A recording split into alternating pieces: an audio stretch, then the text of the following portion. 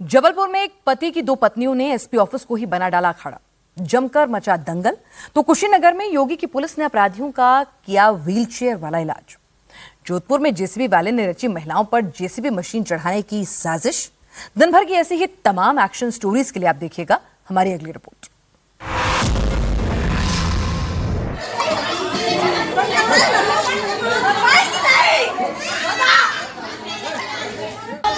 Police के सामने ही थाने को दो पक्षों ने दंगल बना दिया।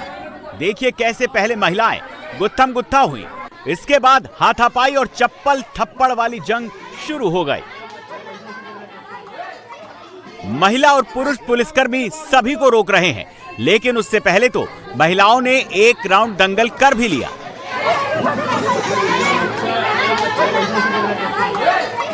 दोनों पक्षों के ड्रामे ने पूरे थाने को अखाड़े में तब्दील कर दिया। अब बातें गाली गलौज दूर दूर से हो रही हैं, लेकिन दोनों पक्षों में कुछ महिलाएं ऐसी हैं जो वार करने का बस मौका ढूंढ रही हैं, लेकिन पुलिसकर्मी कुछ करने नहीं दे रहे हैं।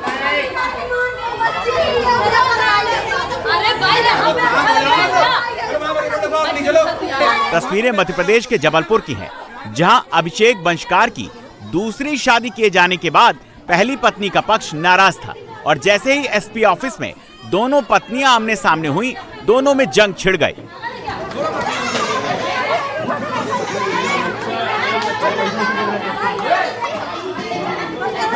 हंगामा और मारपीट पर उतारू महिलाएं पुलिस की भी सुनने को तैयार नहीं थी। जब दोनों पत्नियां नहीं मानी तो पुलिस ने सख्ती दिखाई और हंगामा करने वाली दोनों पत्नियों और पति को पुलिस ने सिविल लाइंस पुलिस के हवाले कर दिया।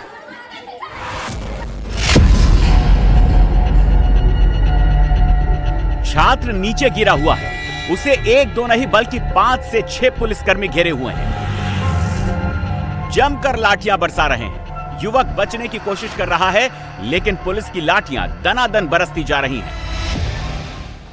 अब अगली तस्वीर देखिए, यहां एक छात्र नीचे गिरा हुआ है, उसके साथी उसे खींच रहे हैं।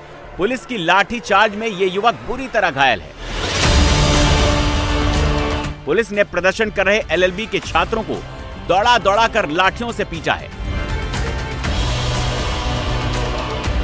तस्वीरें उत्तर प्रदेश के बाराबंकी की हैं, जहां राम स्वरूप मेमोरियल यूनिवर्सिटी की मान्यता के साथ साथ 4 साल से परीक्षा न कराए जाने की मांग को लेकर एलएलबी के छात्रों ने हंगामा काट दिया, जिस पर पुलिस ने लाठी चार्ज कर दिया। छात्रों की शिकायत पर इस मामले में सीएम योगी आदित्यनाथ ने त्वरित एक्शन लिया है। सीओ को हटा दिया गया है, इंस्पेक्टर और एसआई लाइन हाजिर है, साथ ही आईजी अयोध्या को लाठी चार्ज की जांच सौंप दी गई है। गलती हो गया, माफ कर दीजिए साहब, हमको नहीं कभी गलती होगा, हम नहीं कभी गलती होगा साहब, माफ कर दीजिए, माफ कर दीजिए साहब। असलम और जुल्फिकार नाम के इन बदमाशों ने ऐसी गलती की है जिसकी माफी कम से कम योगी सरकार में तो नहीं मिलती। पुलिस की कस्टडी में रोते हुए यह बदमाश सीएम योगी की नसीहत को भूल गए थे। दोनों बदमाश स्कूल कॉलेज के बाहर लड़कियों से छेड़खानी करते थे, उन पर अश्लील कमेंट करते, अपने आप को हिंदू दिखाने के लिए दोनों हाथ में कलावा पहनते और हिंदू लड़कियों को टारगेट पर रखते। दोनों बदमाश लव जिहाद में भी शामिल रहे हैं। पुलिस ने दोनों पर 25,000 का इनाम घोषित कर रखा था। इनके बारे में कुशीनगर पुलिस और स्वाट टीम को इनपुट मिला। पुलिस ने जब इन दोनों बदमाशों की घेराबंदी की तो ये पुलिस टीम पर ही फायरिंग कर भागने की कोशिश करने लगे, लेकिन पुलिस की जवाबी कार्रवाई में उल्टा घायल हो गए। इन बदमाशों के पास से पुलिस ने बिना नंबर की बाइक, तमंचा और कारतूस भी बरामद किया। बोलिए और तेज बोलो। हरी हरी घास के ऊपर लड़के ही लड़के बैठे हुए हैं, सब के सब कान पकड़ रहे हैं, माफी मांग रहे हैं और इनके चारों तरफ देखिए पुलिस ही पुलिस खड़ी है। लेकिन इन सबको पुलिस कहां से और क्यों पकड़ कर लेकर आई है, ये जानेंगे तो हैरान रह जाएंगे। दरअसल ये सभी शोहदे हैं जो महिलाओं और स्कूल कॉलेज जाने वाली लड़कियों को छेड़ते थे या फिर अश्लील कमेंट पास करते थे। ज्यादातर को स्कूल कॉलेज के बाहर ही पकड़ा गया, क्योंकि यूपी पुलिस ने कुशीनगर में ऑपरेशन मजनू चलाया है। इस दौरान पुलिस ने 124 मनचलों को पकड़ा। पकड़े गए सभी मंचलों से पुलिस ने कान पकड़कर माफी मंगवाई। स्कूल कॉलेज के बाहर ये लड़कियों को छेड़ते थे, अश्लील कमेंट करते थे, जिसके बाद पुलिस ने इन्हें धर दबोचा। बोलिए और तेज बोलो। पुलिस की गिरफ्त में आने के बाद देखिए कप्तान ऑफिस में सभी शोहदों की परेड कराई गई। नीली टोपी पहने पुलिस अधिकारी ने इन सभी को समझाइश दी। इसके बाद इनको छोड़ दिया गया।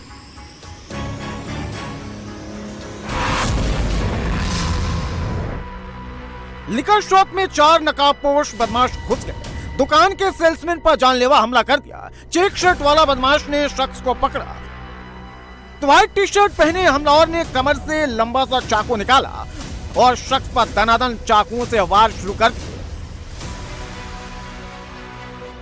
लाल टोपी लगाए बदमाश ने बेसबॉल बैट से तड़ातड़ प्रहार किए। एक शख्स ने हमलावरों को रोकने की कोशिश की तो बदमाशों ने उसे भी दौड़ा लिया। चाकू वाले हमलावर ने उस पर चाकू तान दिया तो बेसबॉल बैट वाले बदमाश ने उस पर कई वार कर दिए। अब ये दूसरे कैमरे से देखिए कैसे शख्स को सबसे पहले पकड़ने वाला बदमाश सेल्समैन पर दनादन चाकुओं से वार कर रहा है। शराब की कई बोतलें भी सेल्समैन पर फोड़ दी।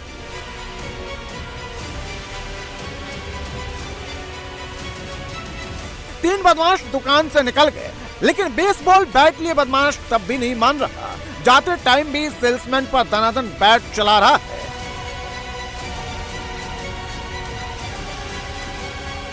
तस्वीरें दिल्ली के भारत नगर के निमारी कॉलोनी कॉम्प्लेक्स की है, जहां सरकारी वाइन शॉप में घुसकर बदमाशों ने सेल्समैन ज्ञानपाल सिंह पर अटैक कर दिया।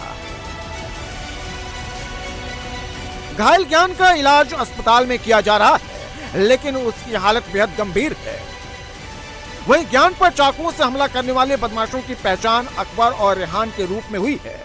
पुलिस ने केस दर्ज कर आरोपियों की तलाश शुरू कर दी है।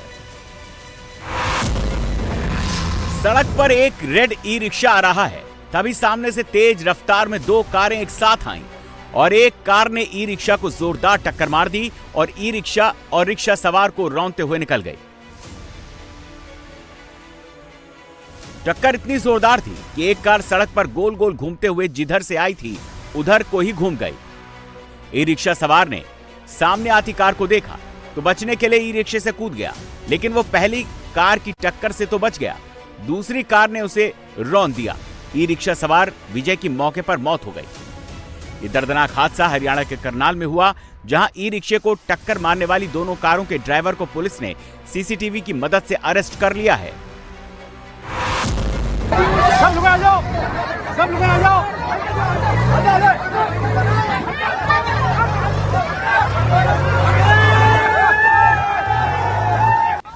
पानी निकासी को लेकर प्रशासन और पब्लिक में ठन गए। महिलाओं ने जेसीबी को घेर लिया, सामने प्रदर्शन शुरू कर दिया तो जेसीबी ड्राइवर ने महिलाओं को रौंदने की कोशिश की।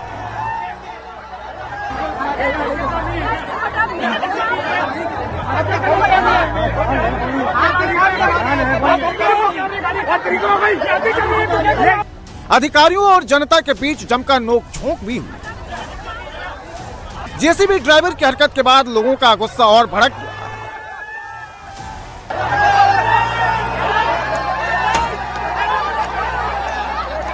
ये राजस्थान का जोधपुर है, जहां बिलाड़ा में तालाब ओवरफ्लो होने के बाद विवाद शुरू हो गया, क्योंकि पानी निकालने के लिए प्रशासन जेसीबी लेकर पहुंचा था और ड्रेन खोदने को लेकर तहसीलदार और लोगों के बीच बहस हो गई। महिलाएं काम रोकने के लिए जेसीबी के सामने पहुंच गई तो ड्राइवर ने जेसीबी दौड़ा दी। इस दौरान कई महिलाएं बाल बाल बच गई, जिसके बाद लोगों ने प्रदर्शन शुरू कर दिया और जेसीबी ड्राइवर पर एक्शन लेने की डिमांड की है, लेकिन अभी तक कोई भी कार्रवाई नहीं हुई है।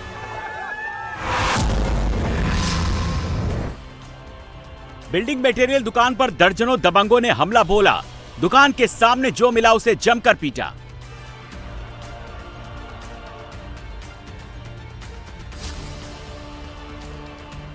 दबंगों ने दुकान को टारगेट पर लिया, दनादन ईंट पत्थर चलाए।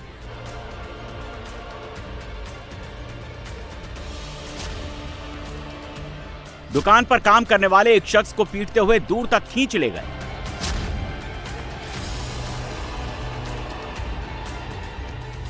इस ट्रैक्टर में आए हैं।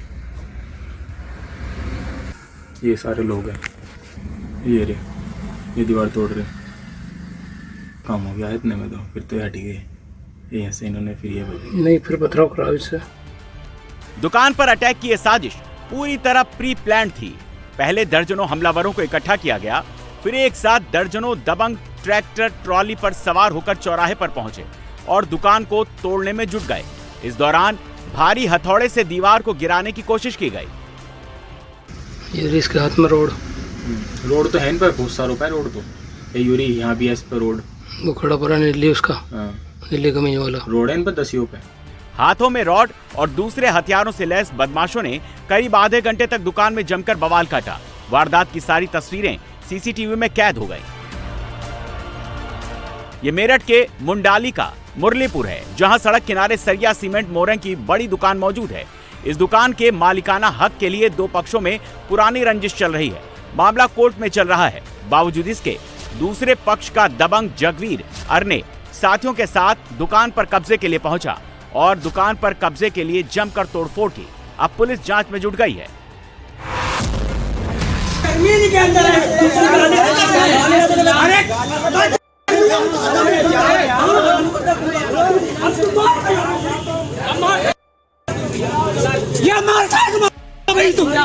पेट्रोल पंप पर जमकर बवाल हो गया। बाइक सवारों और कर्मचारियों के बीच जमकर नोकझोंक हुई। नौकरी करता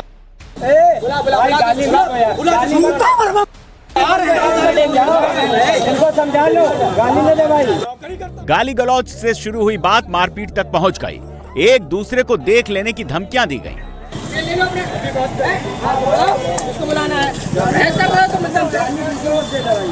गाली कोई दे नहीं रहा, इसलिए गाली मत दे रहा।